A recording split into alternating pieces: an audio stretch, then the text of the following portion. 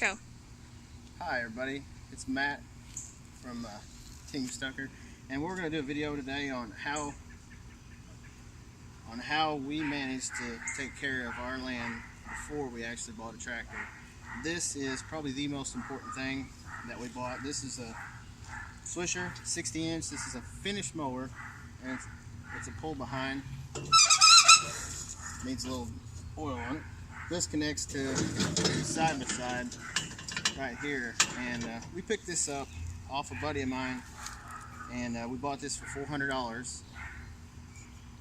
And right now it's in need of some parts, and we're going to get it all back up before we do our first mowing. And right here,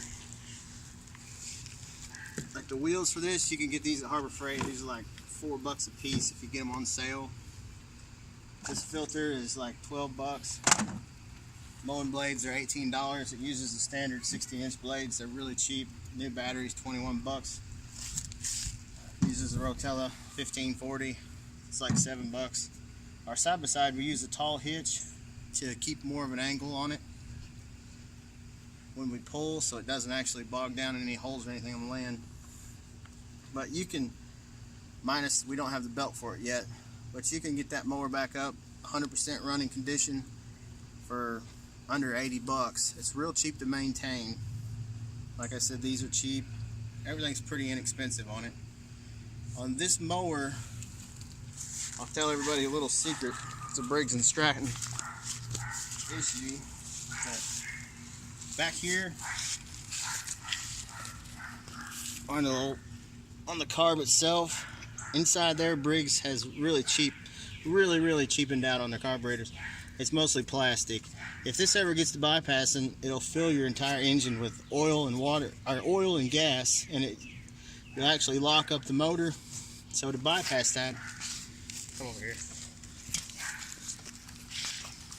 Right here, if you put basically a shut off or a petcock on it and shut your fuel off and let your engine run all the gas out, that $3 part is cheaper to fix than that $289 plastic carburetor. So just a little secret, and it's a Briggs & Stratton problem. Most people that have lawnmowers can probably attest to that.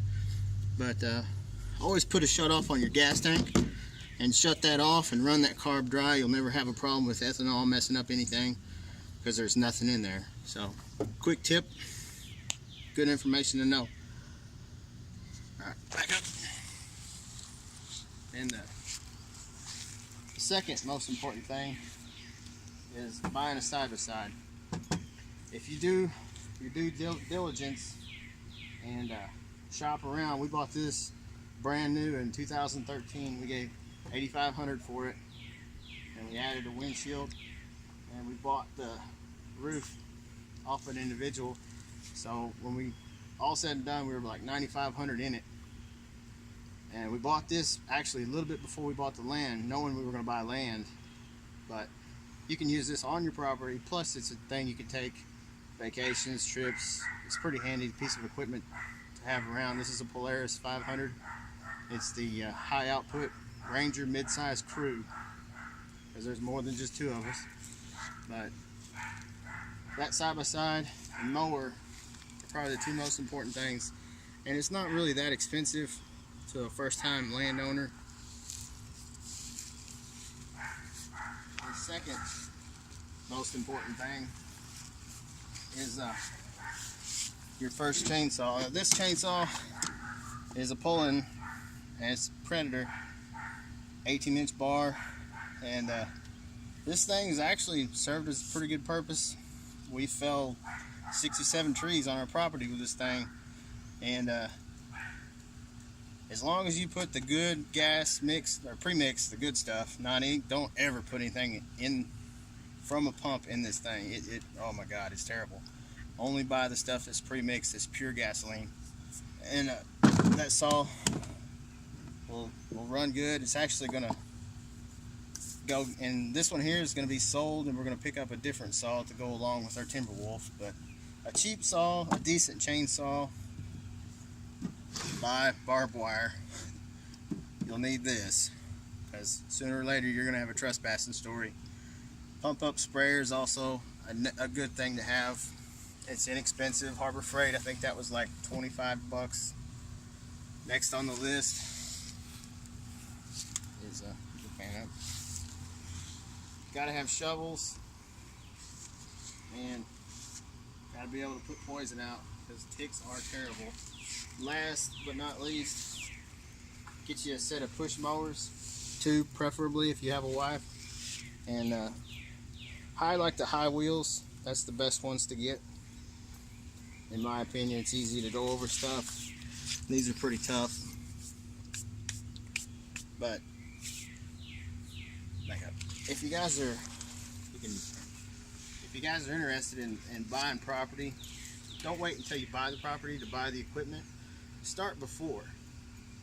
Most important thing is start before you plan to buy, because if you're looking at buying property and then you're buying equipment, you know, we're not even talking tractors, we're just talking standard equipment, a mower, a mowing deck, something, you're gonna be spending just outrageous amounts of money. Go slow, piece it together. You know, it may take 3 years, but life is a long game, not a short game. So best advice I could give is shop around, save as much as you can, buy equipment when you see it on sale, or you see a good deal. You may have to sit on it for a year or 2. You'll find a use for it, I promise.